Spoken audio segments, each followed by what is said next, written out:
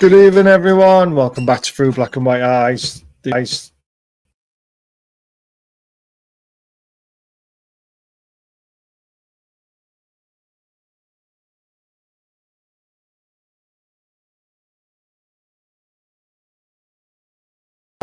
you still hear me all right? Can you hear me okay? The sound went a little bit funny, so I don't know if is it working all right? I hope so, anyway. Evening all. Is it back? It's just I moved and it just went funny. Anyway, evening all. Thank you for joining the review of the Palace game and preview of tomorrow's Villa game. Please like and share, subscribe to the channels, grow. It's free. Join from 99p or super chat in the bottom right hand corner. All the money's going to charity. And it's John Gibson's charity that we are donating to in 6 days' time, roughly 6 days' time. And I will put the picture up to show that we have done it, as we always do. Good evening, Magpie Stew. Great to see you in the chat early. Gary, as always, as well. And, of course, Leslie. Watching the Leeds game. Oh, I forgot that those games were on now. Darlow's in goal, said of Mensua, which I thought he was going to be a good goalkeeper. Yeah, sound went off, back on now. Yeah, I'd sorted it out. Caitlin and Nick, great to see you in the chat as always. Right, so we are here, like we mentioned at the very start, to talk about this absolutely fantastic, banging 5-0, 5-star performance from Newcastle United on Wednesday night. It was just absolutely superb, and I'm going to enjoy talking about this. But we also going to be talking about the Villa game. And hopefully I've sent the link to my Villa fan friend. I just hope he can make it. Sean's a really nice lad. He's got the link. I told him to join about 8:30, and then we can jump from one to the other. Before I bring Lauren in, though, I just want to say a massive shout out to Newcastle Benfield Football Club. I was at their sportsman dinner last night at Newcastle Grand Hotel. I was there 2 years ago. Couldn't make it last year because of work, but this year I've managed to get it off. And it was just a great night. Chris Waddle was fantastic. Kenny Wharton was fantastic. They've all got our business cards, so hopefully they'll be in touch and we can get them on the channel. Some great stories about Gaza and best players they played with and all that sort of stuff. As you can imagine, there were some very, very good conversations that aren't allowed to be repeated, of course. But yeah, just absolutely fully enjoyed it. It was absolutely amazing. And we've also got a fixture update. This has been moved to a 4:30 game on a Sunday now, so keep that in your diaries, guys. Don't miss it. I know you won't, but it's a big game, that one, Arsenal away. We could be taking second place off them. You just never know, do we? Right, just been waiting patiently.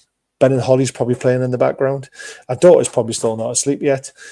Hello, Lauren. Oh, I can't hear you. You've got no volume now. Oh, don't leave me volume. Can you hear us? Something's gone wrong. Can you hear us? You might have to go out and come back in again. Right, 2 seconds. No bother. While Lauren disappears and then comes back in again, we'll jump to this. Sandro Tonali. I can hear Lauren. Oh, it must be my headphones then. Audio. My audio.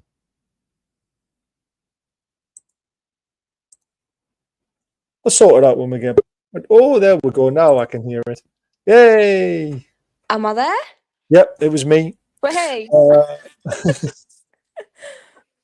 Fun times.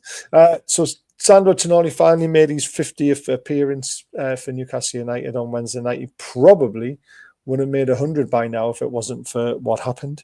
That is true. Yeah, he's been an absolute superb signing for us, and he's really shown his class and his worth. Sum up the game from Wednesday night, and then we'll talk about it in detail. Yeah. The game I thought was amazing. Absolutely. My child's still awake, so if you can hear her, that is it. We're all right. Don't worry. She's just lying in her bed, just squealing away and laughing at herself. So as long as she's happy. But yeah, the game on Wednesday. The game on Wednesday was amazing. Obviously I watched it with not very well.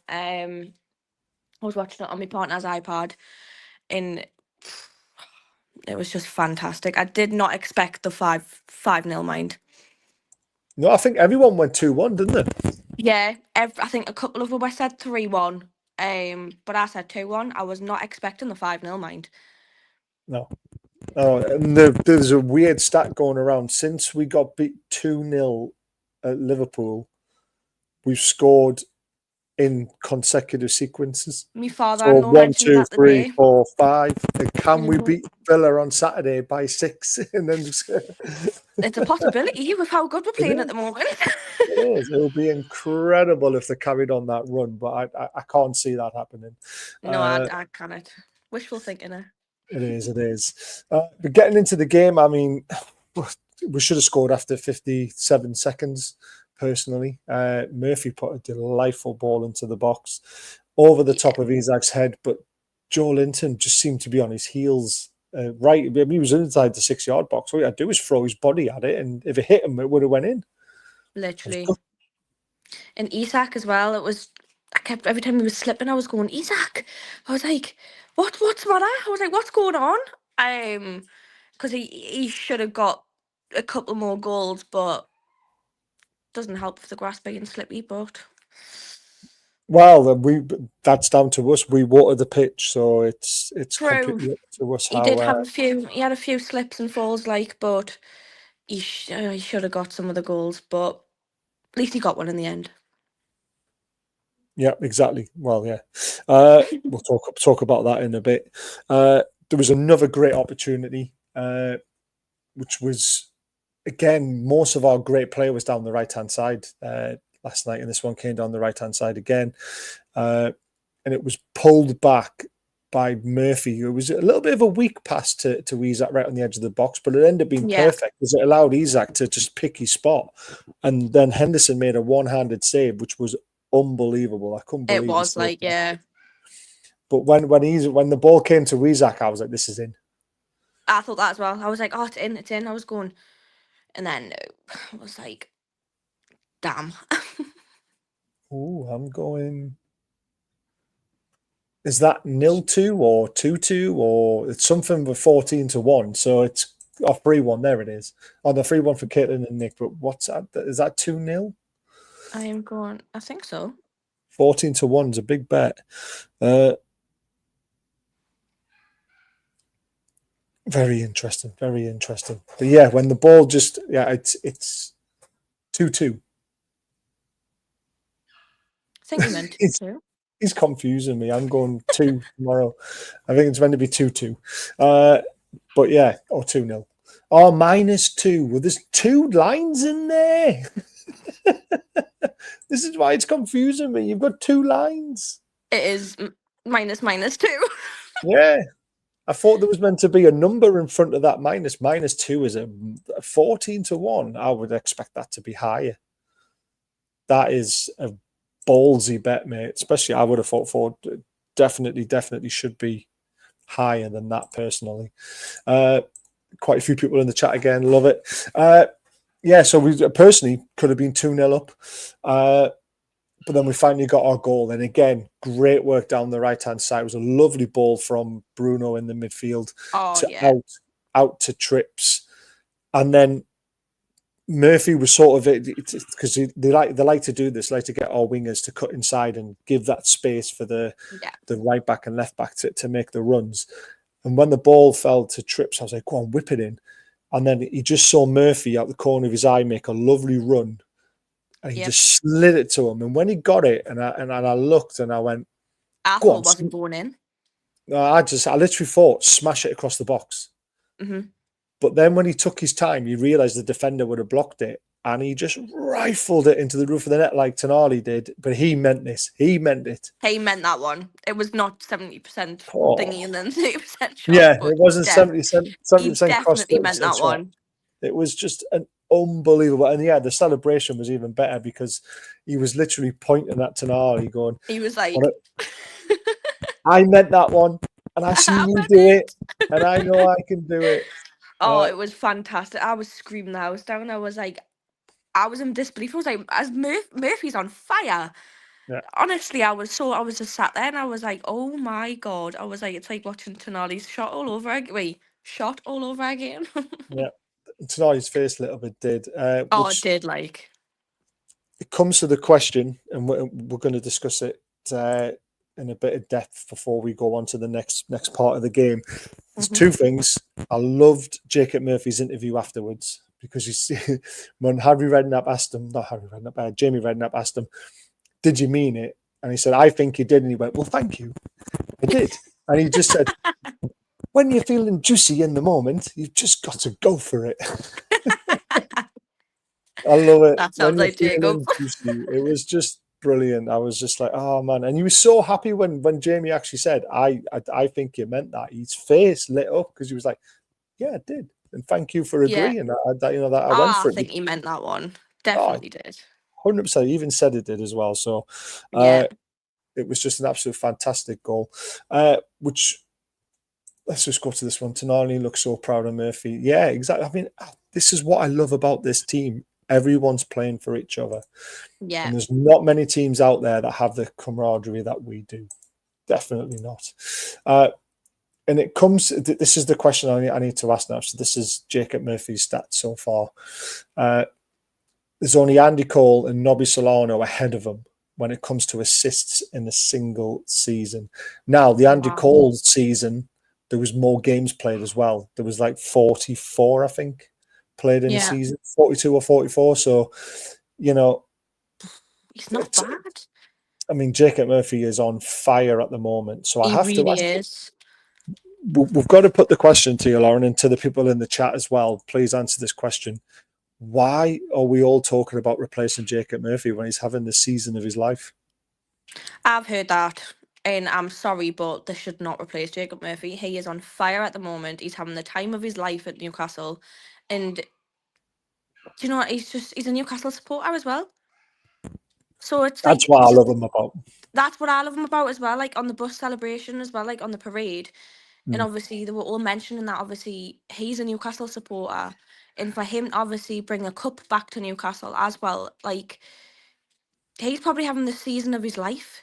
Like, I'm sorry, but I don't think we should replace him. I think he should stay with us. I honestly do.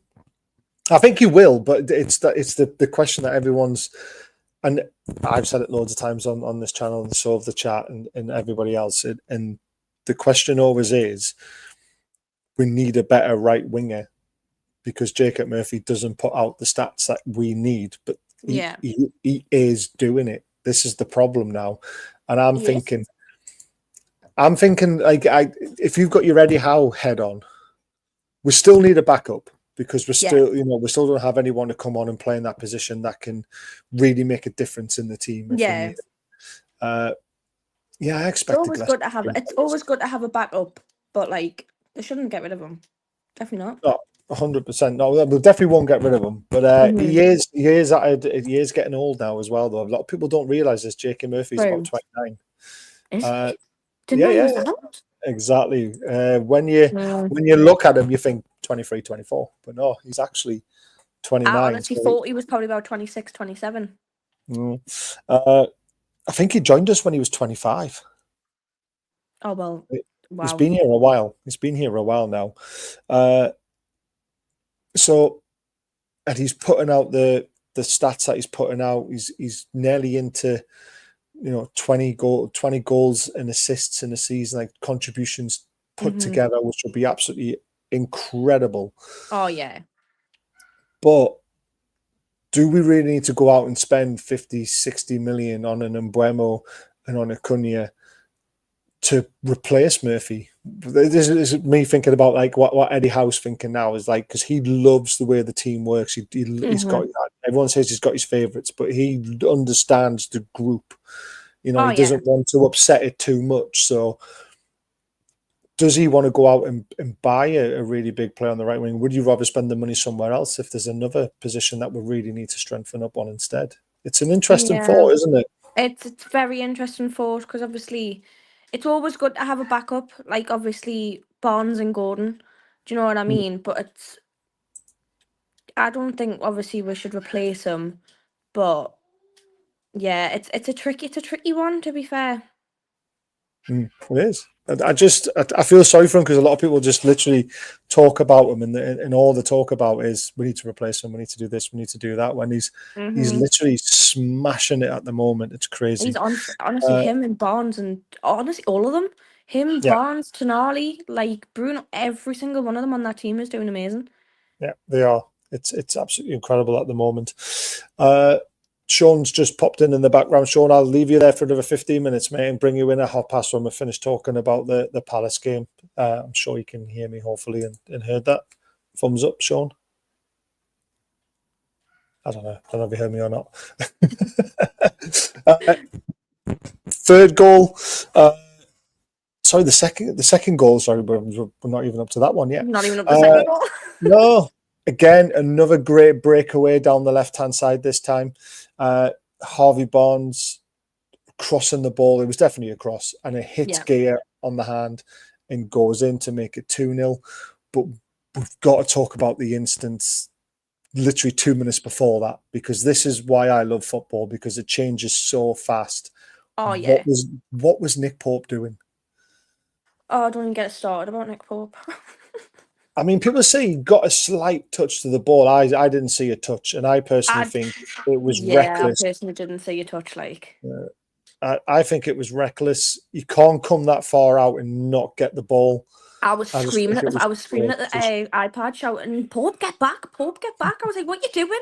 Oh, honestly, he was oh, I was just screaming at it saying, Pope, what you doing, man? He shouldn't have got, because imagine if that had went in. Mm. Eh, Oh, yeah. well, they got a penalty for it. It took a while. VAR decided it was The reckless. He whole didn't touch all the that ball. time for a penalty and he didn't even get it. I was baffled. Well, I mean, I was screaming on uh, Twitter, like, get Dubs back in goal. I'm sick of this attack. It's the second penalty he's given away. It's the second Oh, poor I decision know. that was made. Brentford was the other one. But Yeah. he redeems himself, and it's actually very, very good goalkeeping what he does. I don't know if I've watched it a few I've times seen now. that. Yeah.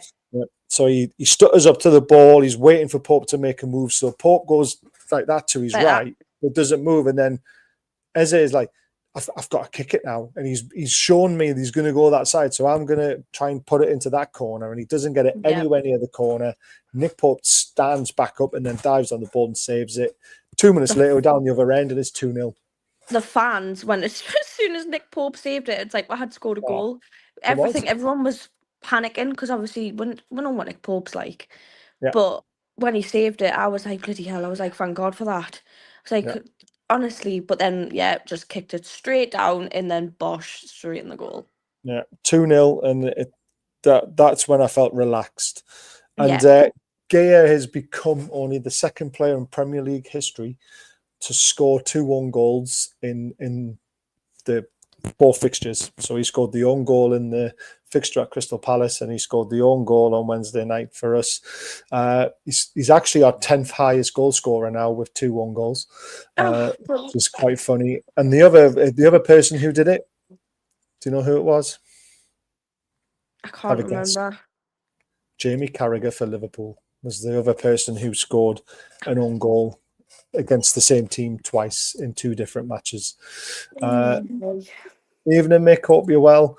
The fact that Eze actually stopped means we should have had a free kick, surely. No, if a player stops in his motion, you got to take it again. So Yeah. I'm glad it didn't go like that. So absolutely buzzing. It was a great save. And then the third goal again, great counter-attacking football again, played in Harvey Barnes down the left-hand side. This time he just thought, sod it, I'm taking it myself. Little step over inside the box and he smashed it into the bottom corner. It was a beautiful finish. Beautiful, yeah. It was fantastic finish. He's on fire, isn't he? It's the next question.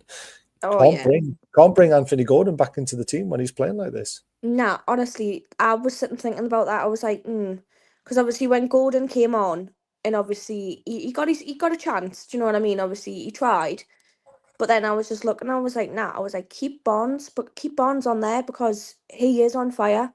Like when he scored, he's been itched. I remember. I can't remember who we played. I think it was Brentford. think when he was itching for a goal, and I could just see it in his face. And then obviously, eventually, when he got his first goal, you just see the relief in his face. And every time he's just been on fire, game after game after game. I think we should keep him there, personally. Yeah, no, he's got to. He's been on fire. I feel sorry for Gordon because Gordon's been excellent as well, but he shouldn't have got himself sent off, basically. Exactly. Yeah, his own fault. And then the scoring wasn't even over. So Bruno gets fouled, a stupid foul to give away. But again, there's still so much to do from this free kick. It was 30 yards out. Trippier just rolls it to Murphy, and Murphy plays the perfect ball into the corridor of uncertainty. It was just whipped in brilliantly with pace, power, and flat. The goalkeeper can't come out for it. No. Defenders have got to do something, but no one was near Shaw, and Shaw just guides it into the far corner. 4-0. Probably that for me, I don't know if you agree or not, but that was the best first half of football I've seen all season. Oh, I agree with that one. Yeah, definitely. So Ches said it to me when we were 2-0 up, and I said, "No, mate, Forest was the best first half of football I saw this season because we were 4-0 up in that game, and we're really playing very, very well. But we could have scored 8 that night before the half time. We were that good. 100%. And the weird thing again, Isak wasn't even on the score sheet by that point. I know he got the last goal.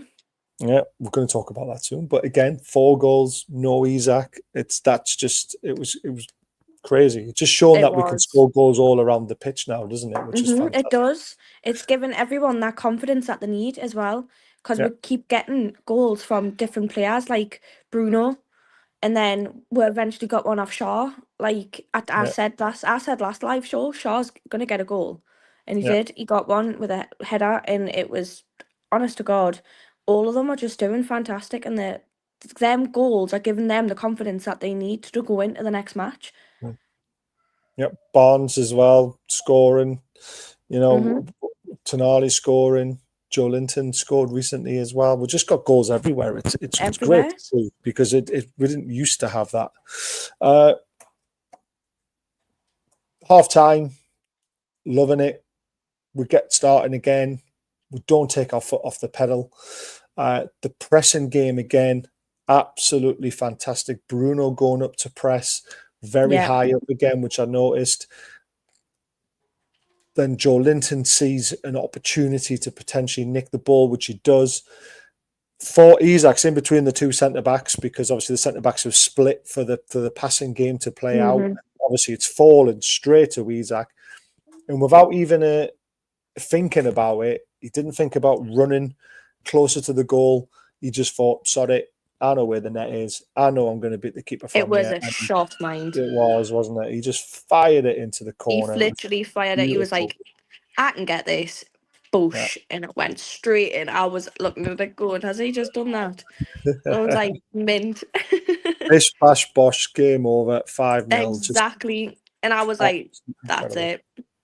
There it is. Yep, Daniel, we spoke about that at the start of the game. Can we get 6 against Villa? I don't think we will, but it would be incredible if we did. And then did 7 the next game after that as well, but that won't happen. It's just not going to happen. The next thing that happened, which was I think is brilliant. We've won the game. We put it to bed. Game management of players, making sure there's no injuries, making sure we're keeping players as fresh as possible. Protecting Joe Linton as well because he was 1 yellow card away from being suspended for 2 games. That is now reset. So we did the great thing. We took them all off. You know, we brought the players on. We just saw the game out, didn't we? It wasn't fantastic after that point. It was just game management. Don't over-azube yourself. Just, keep a clean sheet and just see the game out, which is something we never did in the past because we used to just keep going full throttle, didn't we? Yes, we did. We used to keep just going and going and going. And like even sometimes just putting on a bit of a performance. But yesterday we actually seen the game out and I thought it was incredible. Yeah, it was a great way to finish the game, and I know it wasn't pretty on the eye, the drop off with our substitutions when the quality goes off the pitch in our first 11 is something I realised that mind as soon as the cannot say the word. You know what I mean? Substitutions. Them ones. But the drop-off is quite alarming at times, which we will address in the summer. We will sign players. But game management, it was all about protecting Bruno, protecting Joelinton, protecting Isak. I kept on saying, just take it easy, Joe. Take it easy, Joe. Because he was literally one yellow card away, and I was like, no. Don't do it to us, Joe. Don't do it. Don't do it. And there's the photograph. Trippier loves being naked in these photographs, almost fully naked, doesn't he? He's absolutely brilliant. The fantastic news is as well is that Eddie Howe has been discharged from hospital. Yes, I've seen that today. He's on the mend, which is great news. It means he's out of the danger zones. Yeah. So yeah, buzzing for that. It will still be a while before we see him on the touchline. He still needs to stay at home, and he needs to relax, and he needs to take it easy.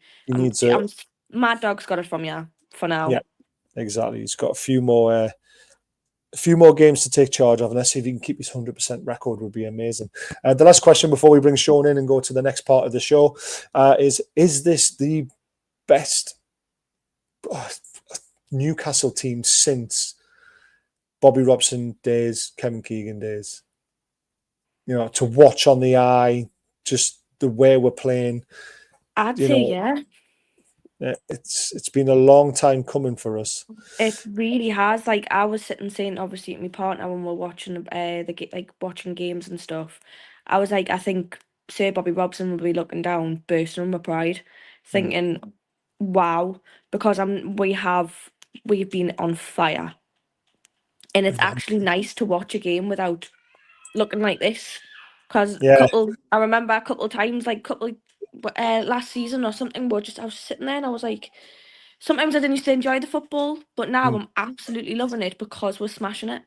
Yeah, and even if we get beat, we know we're going to be giving 110% and we're going to be giving everything to win that football game. So it's when we do get beat next, it's going to be easier to take than what it has been in recent years. So yeah, I just saw it on Twitter, Leslie. There's a few people saying that he's been discharged. So let's just hope it's true. I've seen it on Facebook. The Newcastle. Yeah, Facebook have been posting it, and I can't remember if it's from a reputable source or not, but I think it was. I'm sure it was one of the local journalists, wasn't it? Jordan. I think it was.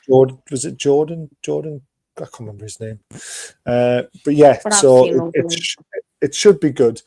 Your man of the match? Who was your man of the match? Oh, I'm gonna say Murphy. Yeah, that's him. Murphy. That's the. I'm sure that was him who did it. I think it's the best I've seen us play. It's the most entertaining, not just because of the goals, but for the first time in my life, I'm interested in our defensive tactics too. Very interesting, yeah. My man of the match, it was Murphy. Obviously, probably should get it, but I thought Trippier had a fantastic game as well. I thought them two were brilliant. Trips was doing really well. I do agree with that one. Yeah, if I had to pick two, it would be Trips and Murphy. I think Murphy gets it just in front of Trips. I think Murphy gets just it. a little bit. The whole team for his goal though. yeah. Well, it was a great goal, wasn't it? And it started the riot. And like I said, there's only Tonali who probably could have scored it as well. So it was just Tonali's face. Like, as soon as you seen Jacob do that, and then Murphy pointed at Tonali, and it was mint, the atmosphere as well. Like, I was in shock. I even videoed it on my phone so I could save it, and I was like, what the hell? Brilliant. So Jacob Murphy gets man of the match from both of us, and I think he's man of the match from everyone, to be fair. Oh, yeah. Right, let's move on and talk about the Villa game. Let's bring Sean in. Good evening, Sean. Can you hear us all right? Hello. Hi, how you doing? I can't hear you for some reason. Oh, that's weird. I had the same problem, Let me just... No, that was me, Lauren, apparently. Oh, was it you? Yeah. I thought it was because I was connected to something, but... Oh, wait. No, but I moved something and my headphones went knocked off, so I had to reattach them or something. It was a bit of a pain. Right, let's try Sean again. Let's see what happens. Can you hear me now, Sean? Is that better? I can't hear you guys. Oh no! Try and are you on a laptop? Okay, 1 sec. Let me just put you on live stream. Laptop or phone. What is going on? This is the problem with live stuff. This is what can happen. What I thought you were about. Okay. Can you hear us? This is the problem with live stuff. This is what can happen. We can hear you, Sean, but you. Can you hear us? Why is my phone acting up now? No, it's not. He's watching it. So you can. Why is my phone acting up now? No, it's not. He's watching it. There we go.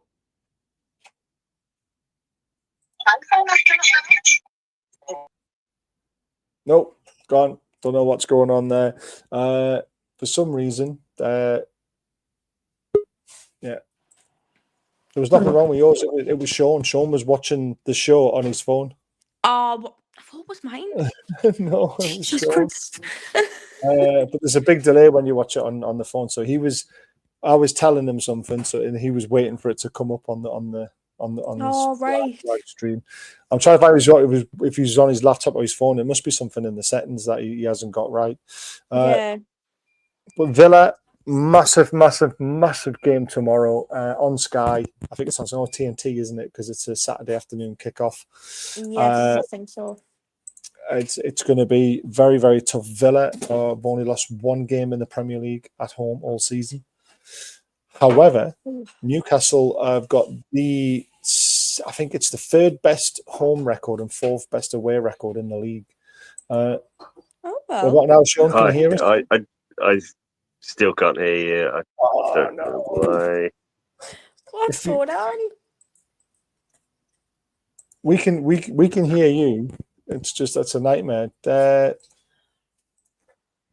He keeps disappearing. I keep trying to private message him on the thing, but he keeps trying to go in his settings and try and sort it out, whatever he's done, because we can hear him. He's perfectly clear. I can hear him perfectly clear. Yeah, it's a bit of a pain. So Villa Park, it's a bit of fortress. However, we do actually have very, very good form at Villa recently. We obviously went there last season. Everyone expected us to get beat, or we were praying for a draw, and we ended up beating them 3-1.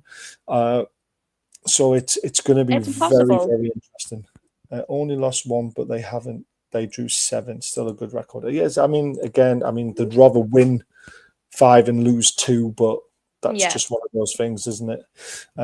Ever get any reply from CP Steve? Or has he finally gone back under his rock? Oh yeah, I speak to Steve like privately all the time. Sean, I can hear you. Hey! How is this disappeared? Oh, I love it. Steve's a really nice guy behind the scenes. He just likes to wind people up, and I speak to him all the time. Let's try again. Right. Hello? That's it. We sorted? I think so. Hey. Welcome. I'm not sure what that was about. I changed phones and done it on a different phone, so it's working now. Also, Awesome. I haven't spoke to you, Baz, since, but congratulations on your League Cup win. Oh, thank you. It was, the monkey. I think everybody who wasn't a Liverpool fan or a Sunderland fan was pretty much with you. I think you're absolutely right, mate. You had to make it proper Newcastle as well and let them score in stoppage time. I know. We had to make our bums twitch a little bit, didn't we? It's just one of those things. We're very good at doing that. Yes. I mean, you nearly pulled off a miracle. It's just a shame that you went 2-0 down. Yeah, I mean, they're a good side. They're a really good side. They're a proper side now. They've got rid of Mbappe. There's a couple of players in there who I hope to see in the Premier League and not go off to Spain. Because, is it Cavalas? I just call him Cava. Yeah. It's so much easier. Well, Cavallashvili was a player that used to play for Newcastle. Not Newcastle, sorry, Man City. Clancy. When they're in Clancy and they're Cavallashvili at the same time, they brought him in off the back of it because he was a mate of his. But he's mustard, and they've got a work ethic that is what they've been missing, basically.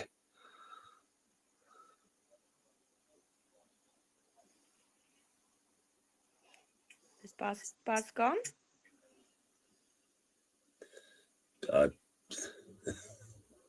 Baz, have you passed on to the next world? Oh, what's going on? I can't hear you, Baz.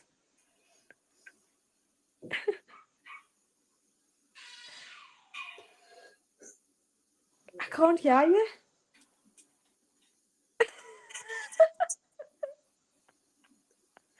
What's going on tonight? Well, it follows the theme. I mean, there's a lot of crazy things that have gone on in Villa Newcastle games, so I'm not surprised by that. Oh, I think I can hear him. Yeah, He's back. Honestly, what is going on tonight? The whole thing just froze. I couldn't hear you.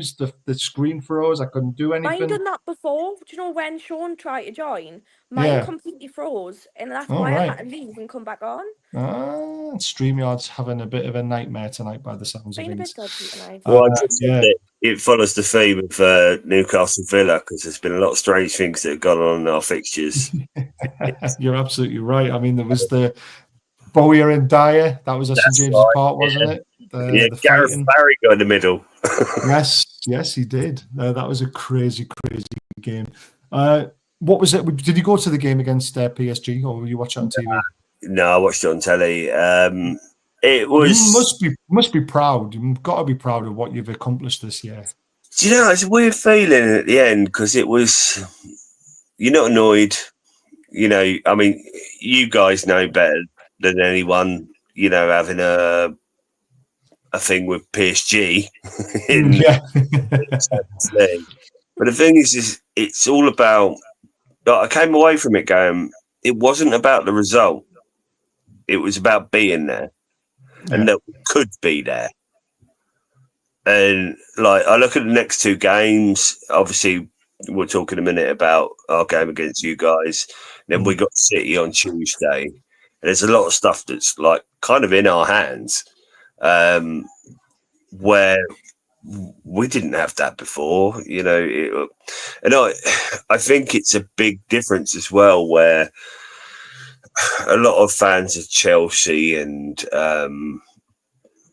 Manchester United, Man City, people probably under a certain age, don't remember their clubs getting relegated.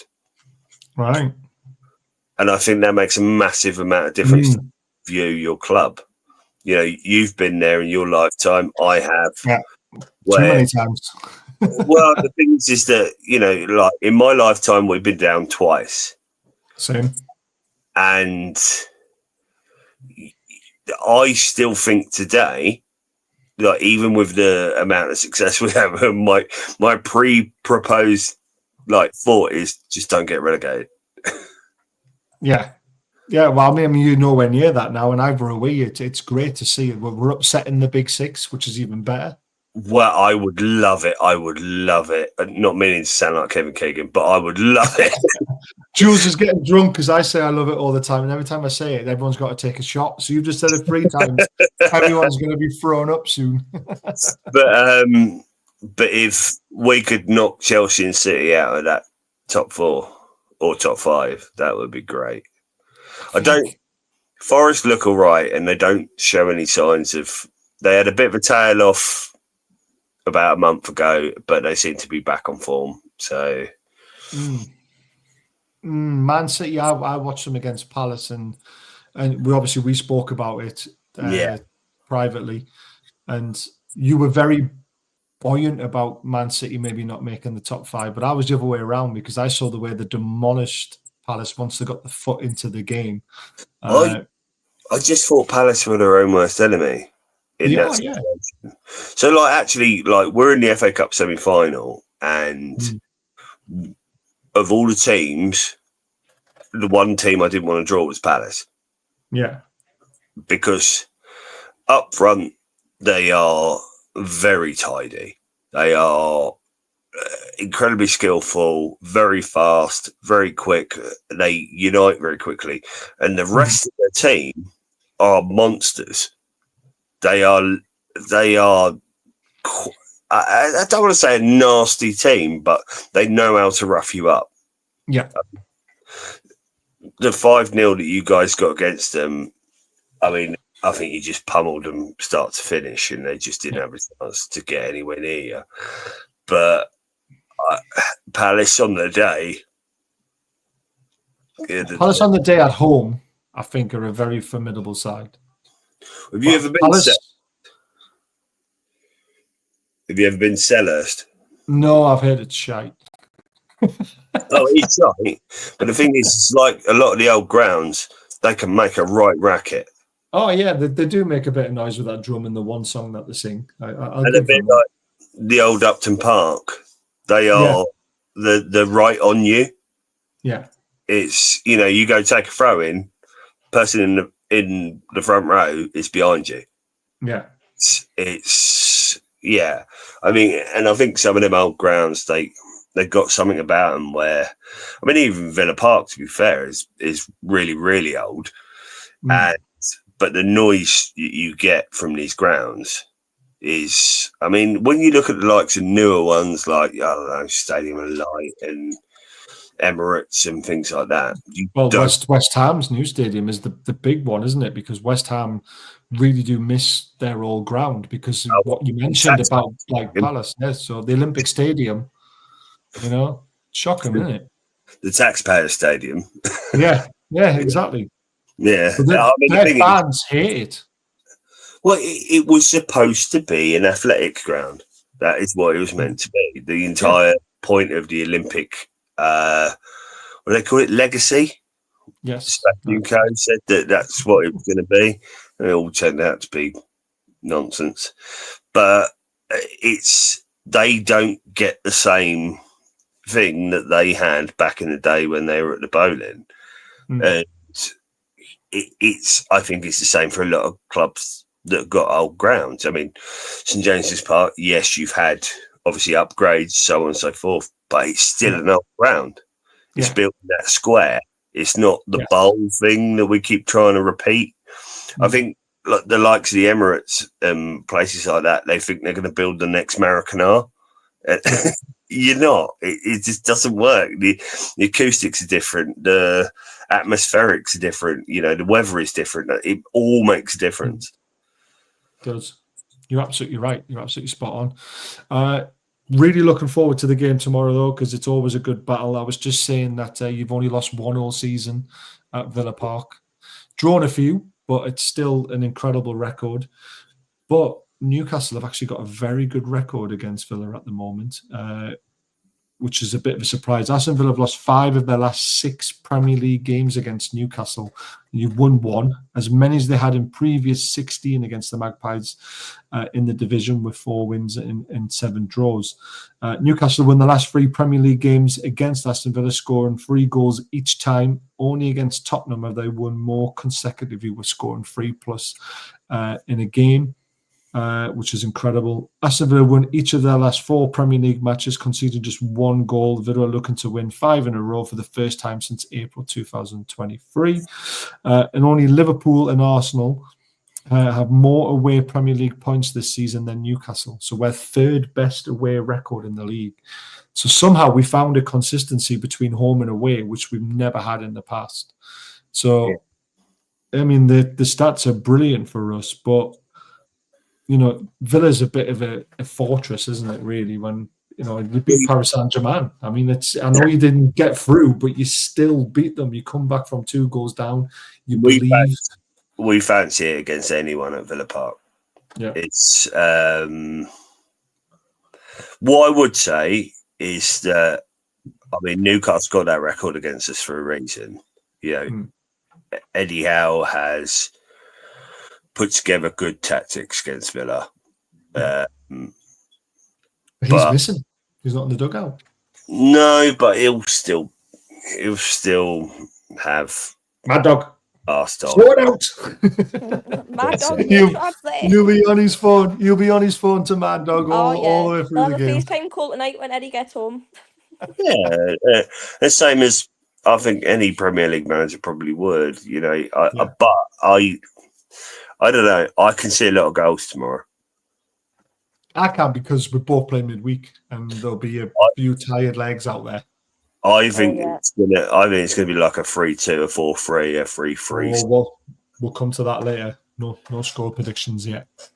Not ruin later on. but I think it is going to be quite end to end. Yeah, I think it's going to be very entertaining. Yes.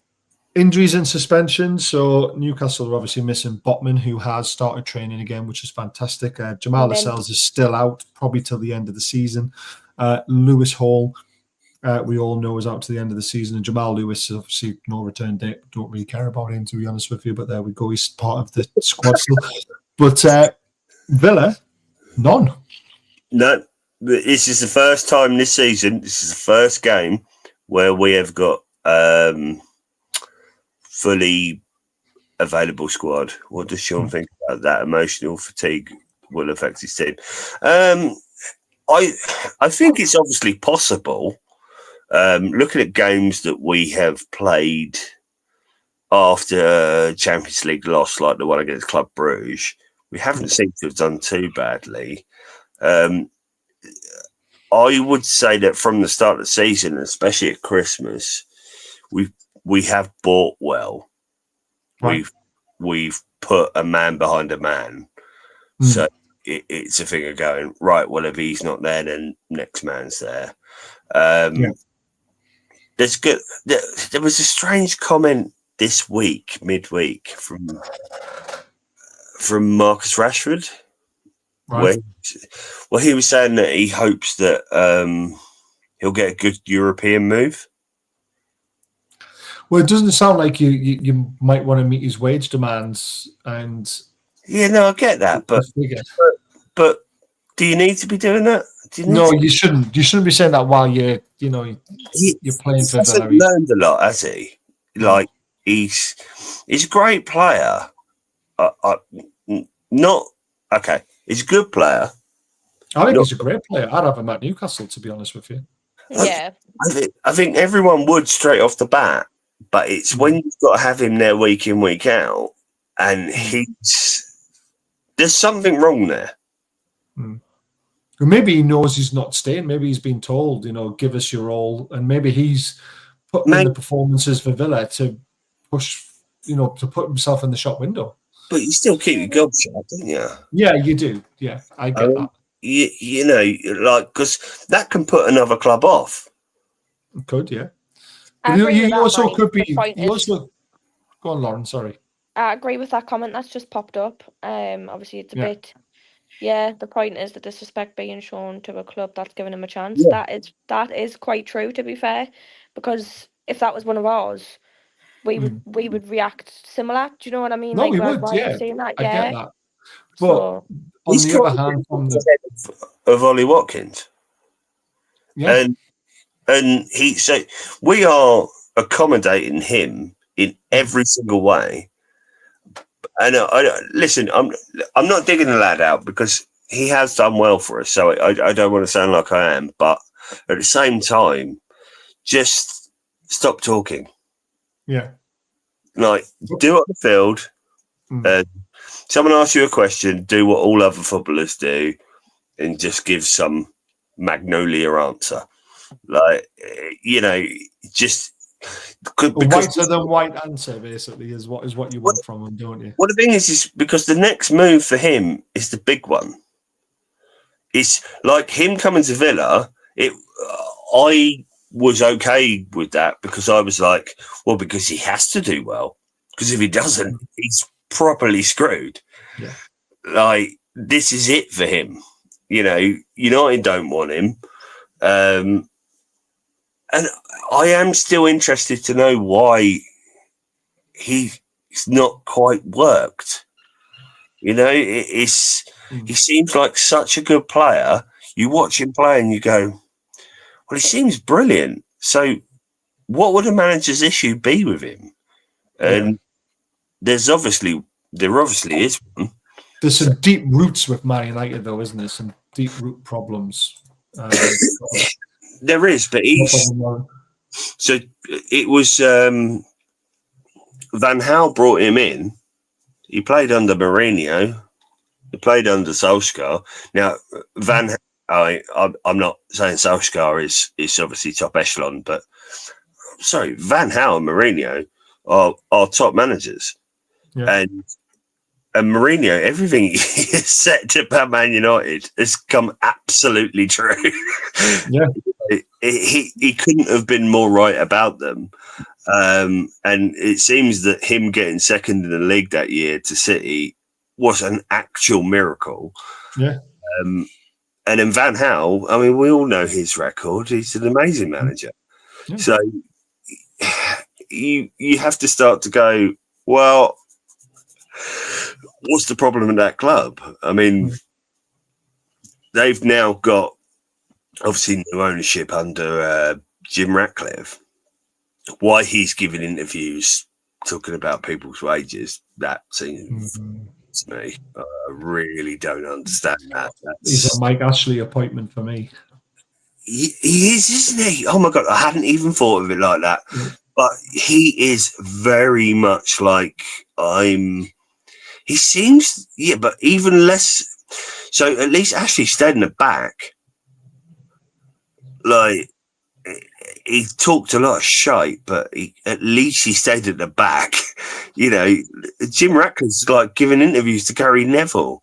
He's like, I mean, he's just going, well, what are you doing?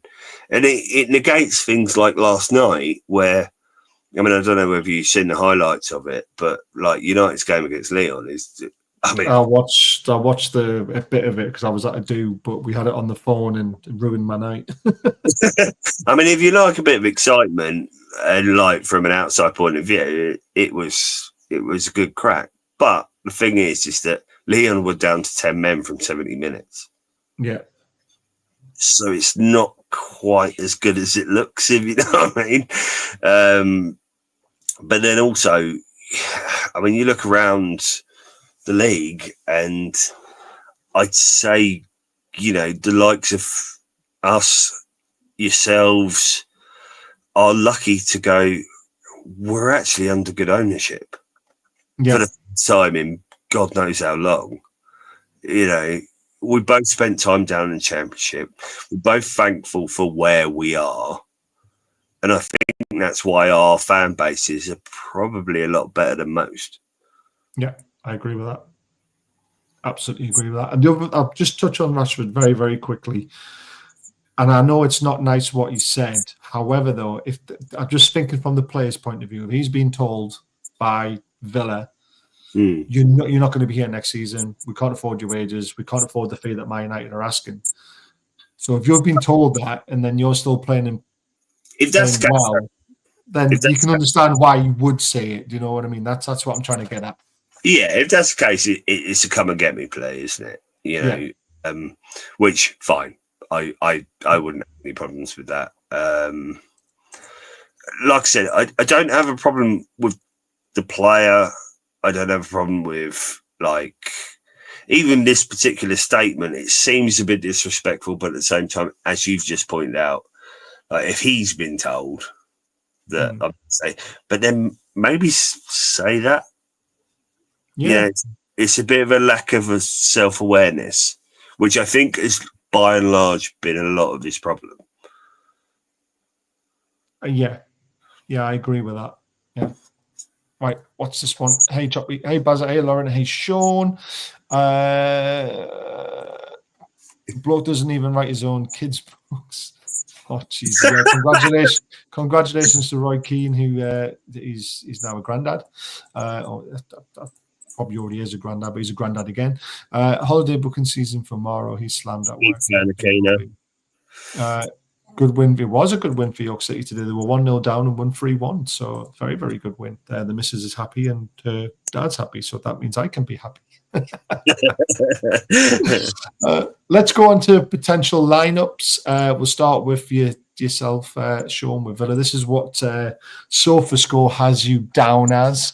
Martinez in goal, obviously, has been fantastic. You got Matty Cash, Concert, Torres, and Digne, and then Oana and Tillemans in the 2, and then Rogers, Asensio, and Ramsey, and then Rashford up front. Do you see any changes to that? Is that pretty much what you would expect? I don't think he's going to go with Tillemans, because Tillemans has been every single squad and been first choice every single time. He has talked about knowing City is on Tuesday and knowing that he has to use his squad wisely. So I would say the squad, the 11 I see in front of me, I'm kind of like, yes, those are the ones I would expect, but I wouldn't be guaranteed on them, because I think he's somehow got to work it that they got to play City away on Tuesday and play you guys on Saturday, and he needs to somehow make it that, you know, it's not the same squad both times. Yeah. Two people I want to point out in that team that I'm quite worried about, and well, the main one is Asensio. How have you thought of his performances since he came on loan?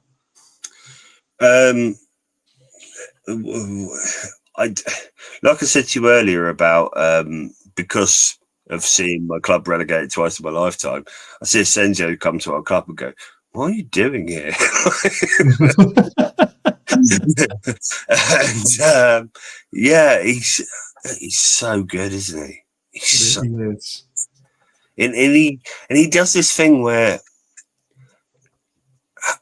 people used to say about Ronaldinho. I'm not comparing them as two players, but where he enjoys playing football.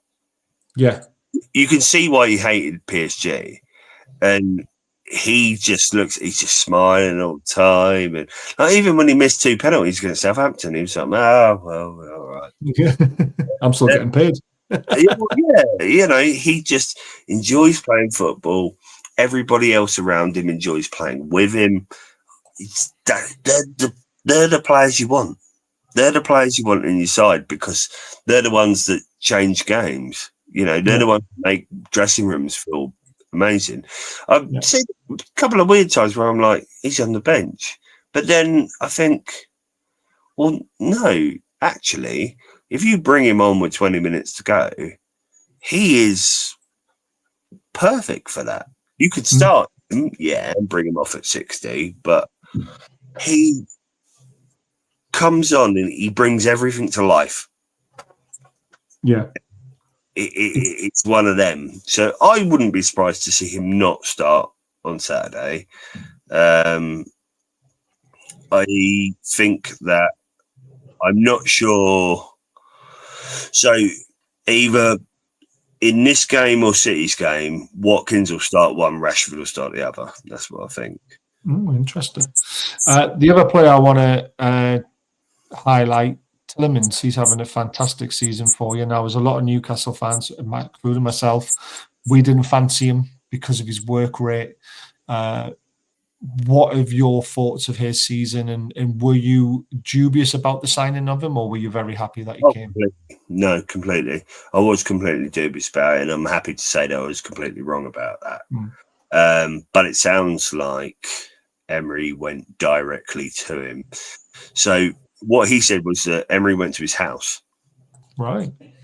And even before any sort of going to Villa Park or anything like that, and he chatted with him, had a cup of tea, met his family, and he said, "I want to know you." And so made it very clear to him that, like, basically, you have a bad reputation for a poor attitude. Yeah. And he's turned the lad around. I mean, when he got brought in, I was like, I'm not sure. This lad seems a bit not poisonous or toxic, but just like a sulker. Yeah. But I can't knock him for what he's done for us. I really can't. He's also seemed to learn to play a different way as well. He's like when it's Leicester, he seemed to be looking for that long shot all the time. The rest of it seemed to be overly interested in, but now he seems to be an integral part of the midfield, which is you wouldn't have thought of him. Yeah, you know. I So agree. he's gone from mercurial to like actually incredibly functional. Yeah, I agree. I'll quickly move to Lauren about our team because I know she's got to have her food. So that's, I mean, it just came, but I'll stay on for 5. Love it. So you just, do you see any changes to our team, Lauren? No, I was just, sorry, I'm just putting the Ben back into my bed. Just keeps climbing out. Love it. I know I just want to enjoy my takeaway, but I don't think I can. No. But no, I don't see our lineup changing at all. I think we're going to stay the same. Because it's been expected. Obviously, every time we play, it's always been the same. So I'm kind of thinking it's going to be the exact same. Because they've all just been on fire. Yeah. Looking at the Villa team, who do you think is going to worry us the most? I cannot really say that small. But I don't really watch Villa, so I don't know who's who, to be honest. I know Rashford. Is that on me? Rashford? I know Rashford. Asensio, Rodgers, Ramsey, partners just went Senzio, I think he's called. Asensio, yeah, he's the tough one. Right, you go and enjoy your food. Thank you for coming on tonight. Much. Appreciate it, and we'll speak soon. Yes, no worries. See you all later. Nice to meet you, Sean. You as well. And good luck for tomorrow. Good luck. Bye. Thank you. Good night. Good night, Lauren. All right, so Sean, looking at your team, where do you think the danger is going to come for Newcastle if you were going to put your money on a first goal scorer or someone who's going to win the game for Villa?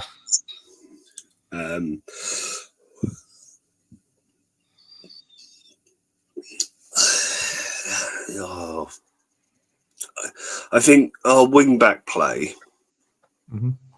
I mean, that's our team. So where would you target with the player with your system? Who would you target? Where do you think's your chance? Trippier.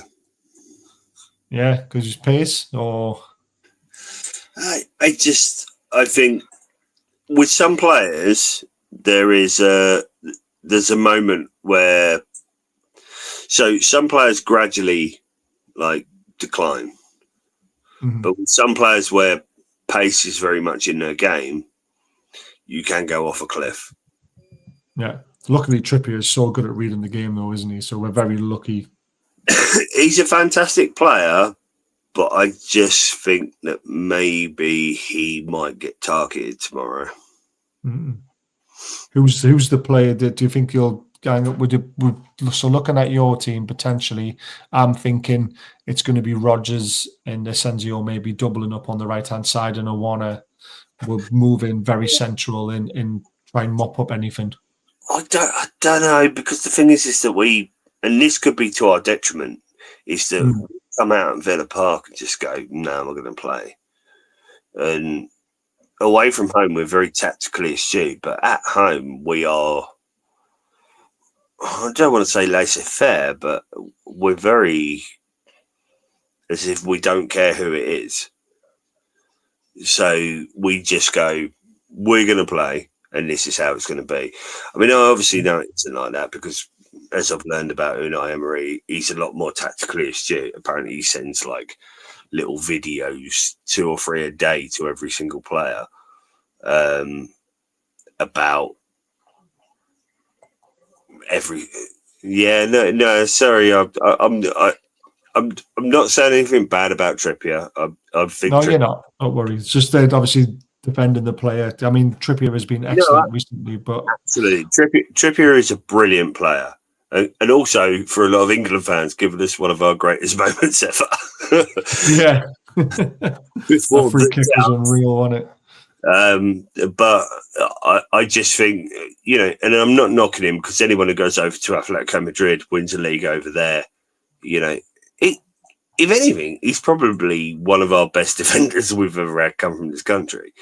But I'm just saying that we got a lot of pace, and at Villa Park, like I said, it's that old ground. It's very close to you. It's on your back, and you when the wingers start running at you, it's bad. Me personally, the person I think who's going to be key for us tomorrow is Morgan Rogers.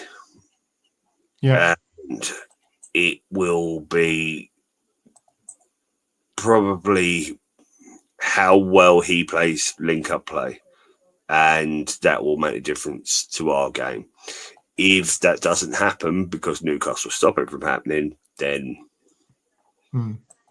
Newcastle will take it. That's going to be interesting. I mean, looking at our team, I mean, we've got Jacob Murphy, who's just turned into Mo Salah, really, in a way. He's scoring from tight angles. He's assisting. It's just crazy. And when I think about this battle tomorrow, it's going to be who's more clinical, isn't it? That's probably going to be the team that wins it. It's not going to be a bit of luck. It's not going to be a scrappy game or anything like that. It's going to be who's going to be more clinical when they get their chances. It's as black and white as that. Who's going to be more clinical, so it ends up a 1-0, or it's going to end up being like 4-4. And I don't know. I think Villa, like a lot of clubs, get a hangover from Europe or losing in a cup competition. I think Villa are going to come and just go all guns blazing. But then I also think Newcastle will do the same thing. Well, this is it. I mean, we managed the game very well on Wednesday night. The way we took our players off, the way we controlled the game in the second half without over-assuming ourselves. So I think we'll be slightly the fitter team, even though we've had 1 day's less rest, because you put everything into that game against PSG. Well, that's what I'm thinking. That team that you put up there, I don't think it'll be that team. I think it'll be a very changed team.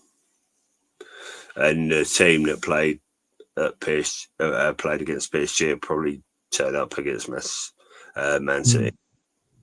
It's going to be interesting.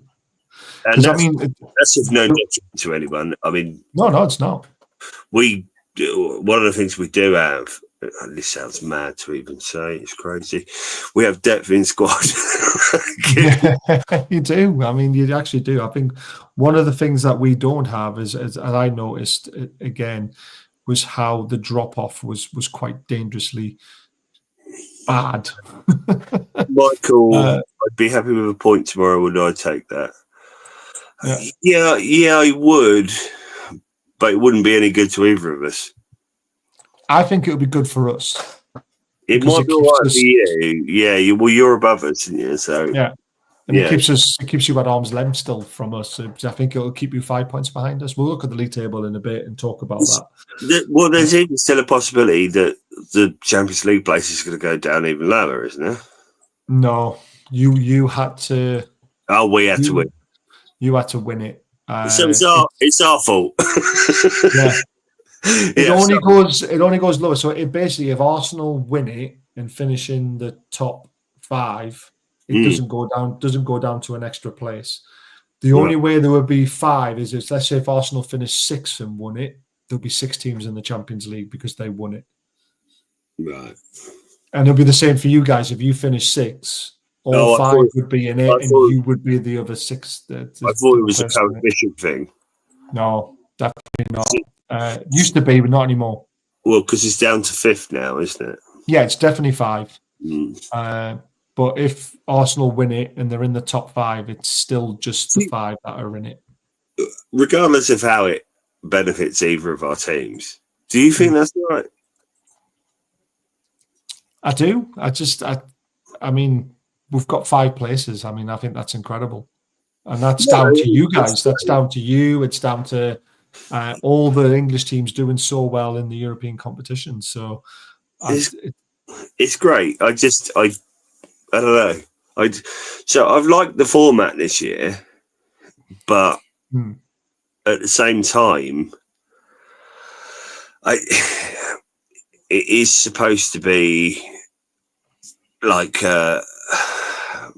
entire European league. Yeah, there's a lot of European countries that get knocked out before they even get through the qualifying process. Yeah, and it feels like UEFA are trying to eliminate them before they even get that far. Yeah. Which it does. It's basically trying to make the competition look like it's a Super League. That's the idea of it, isn't it? Oh no, we've been served up a Super League without being told it's a Super League. Yes, pretty much. It's essentially being, we all went, no, we don't want a Super League, and then they just gave us a horseshit sandwich and told us to smile. That's how I've worked it out now. That's how there could have been potentially 7 teams in the Champions League. So if it finished, you finished 6th and won it, there'd be 6 teams in it. And then if Man United or Spurs won the Europa League, they would also be in the Champions League. So that's how you would get 7 teams in it. It wouldn't be on league position finishing. Right. It would be because you won it and didn't finish in the top 5. And it'll be because Spurs and Man United either won the Europa League, which gives them a Champions League spot as well. So that's how 7 teams could have potentially been in the Champions League next year. Ah, I see. Right. So it's a little bit different. And that's the good thing about the Europa League being how it is now, how the teams that don't get through to the certain stages in the Champions League don't drop into that cup anymore. So that gives that competition for the teams who just qualified for it from the start. That gives them a bit of a golden egg, doesn't it, at the end of it? Because we can get Champions League football if you win that competition. That whole thing was a nonsense. Finishing 3rd in the Champions League group and then you go into Europa. Yeah. How's that fair to the people in that competition? Exactly. I'm glad they changed it. I really am. But that was one of the big changes I thought was really good with what they did. Right, back to our game though. Win probability, 40% Villa, 26% draw, 34% Newcastle. So slightly Villa. Head-to-head record recently, Villa won 1, drawn 1. Newcastle have won 3. There's also recent form. You've only lost 1 out of the last 5, which is fantastic. We've won all 5. So both teams are in very good form at the moment. There's only 5 points separate each other. It's going to be a really humdinger of a game. It really is. It's a 5:30. It's 5:30 kickoff on a Saturday. It's on TNT. Yeah. Everyone's going to be up for it. Villa Park's going to be rocking.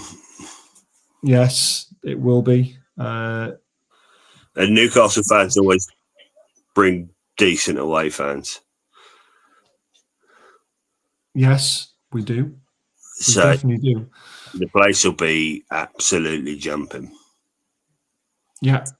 We need to quieten your crowd down very quickly, to be fair. And there is the thing that, Villa don't do as well as what they would normally do after a Champions League game. So we've got that kind of little extra edge that we hope. Isn't the Saturday night kickoff on TNT or is it on Sky? I can't remember. It's one of the two. 5:30 is normally TNT, isn't it? Yeah, I thought that. Or was it? The early kickoff the late kickoff. TNT. Yeah. So Sky do the Saturday morning kickoff and then TNT do the late kickoff, don't they? That's what normally happens. So let's get some predictions in. Chat, get your predictions in because we're coming to the end of the show. What's your prediction, Sean, for the game tomorrow? I'm going to go 3-2 Villa. Ooh, going to nick it. Right. I think it's going to be a very, very tough game like we've talked about. I do believe there'll be goals. This is a do not lose for Newcastle. Like I said, a win is more important for you guys than it is for us, I feel, because if we can keep you at arm's length, that'll give us the edge, I think. And the reason why I say that is I don't think Chelsea are going to be able to get in the top 5. I think Chelsea are going to miss out, and then If I think you look it's at their last fixtures. They've they're got tough. Liverpool. They've got. There's a few fixtures there where you. St James's Park as well. They've got. So Yeah. I think being on the run that we're on, all good runs come to an end. But I'm going Desmond tomorrow, 2-2. Okay. Desmond, Desmond. I love a Desmond. You've gone Cockney rhyming slang from a man up north. I like that one. I think it's a good one. That one. Yeah, no. So Desmond 2-2 for me tomorrow. Let's have a look at the league table before we go anywhere. So this is why I think a point is massive for us. Sitting in third takes us to 60 points. It'll put you to 55. Still in seventh. Chelsea will still be 5 points ahead of us. I don't think they'll win at the weekend. I think Forest. You've mentioned Forest. You think they're all right. I think Forest could bottle it. I really do. There's Man City are trying to upset the Nottingham Forest bandwagon by talking about signing Morgan Gibbs-White in the summer. With Forest, I guess I've got a bit of heart rule in the head there. I want them to do well because I do as well. Yeah, I agree with that. Yeah, I mean, you're similar age to me, Baz. You remember Clough. You remember like Forest when Forest were Forest. You know what I mean? Yes. And you always winning a League Cup, always there and thereabouts, and Pearce, Clough, all those players that were playing, and you kind of because they were away for so long. I want them to do well. It ain't the same with other clubs because Leeds were away for a long time, but I didn't really care about them. But with Forest, there's some weird soft spot. I think it's their stat. They still hold the stat, and I don't see how this will ever be broken. They've won more European Cups than they have won league titles. Yeah. Yeah, it's incredible, that, isn't it? I think they're the big people at 11. They signed the first £1 million player as well. Trevor Francis, yeah, that was obviously a long time ago. But looking at the table now, if you were to get in it, you tell me who's missing out. You've got to leapfrog 2 teams, basically. I think we'll both do them. Yeah? Yeah, I think we'll knock City and Chelsea out. Cool. City have got to play us after we play you. And honestly, I fancy us going there and giving them a going over. It's interesting. And Chelsea, I looked at their running. Liverpool's the one I remember, but there are other teams where I'm like, yeah, they got to play Fulham away. They've got to play Newcastle away as well. Chelsea. So that's at least 9 points dropped. Yeah, that's why I don't think Chelsea will do it. You're the danger to everybody else in that top 5 at the moment. Personally, with your running, that's why I think not losing to you tomorrow is very important. I can see us leapfrogging them. Yeah, which I know currently right now seems, because of the names, seems unlikely, but City they ain't there. Well, City have got Everton away, and they are in a decent reign of form as well. They beat Forest away from home 1-0. Everton are not to be snuffed at currently. David Moyes has got them organised and done all the things that basically West Ham are missing. And he is, I mean, I wouldn't be surprised, and I won't take credit for this because my older brother said it to me, but he is completely bang on. David Moyes will be in charge of Everton. He'll take him to the new stadium. He'll get him to like 7th, maybe even get him a European spot. And then after 3 years, they'll all be going, but we want to play better football. No, I hear that. Yeah, that's what West Ham did. You know, he is. He must be the most successful West Ham manager. He won a European trophy. Well, I know Ron Greenwood must be, actually, because he won a Cup Winners' Cup and an FA Cup. But right, there we are. But ultimately, he had them in European positions, but they also, all right, they fought a relegation fight at one point, but they were never really that much in danger of going down. But fans are fickle, and they are. So be careful what you bloody wish for. Yeah, because and we've both been there. You've been there with Bobby Robson. I've been there with Martin O'Neill. You know, where you go, like, let's not think we're not what we are. You know, it's okay to be what we are. And especially when things are going well, you know, I mean, the Bobby Robson Champions League campaign was fantastic. It was legendary. And Martin, first team ever to lose the first 3 games and then win the next 3 games and qualify. Yeah. I mean, the PSV game is the one that sticks in my mind, Craig Bellamy. But with us, like Martin O'Neill, you know, to be fair, he was having a lot of his players sold from under him. And again, we were talking about Clough earlier. He's a guy that came from playing under Brian Clough. And they called his bluff. He said, if you don't give me the money for what's been bought for Milner and Ashley Young, then I'll quit. And Randy Lerner called his bluff, and Martin O'Neill's not a man whose bluff you want to call, I don't think. No, definitely not.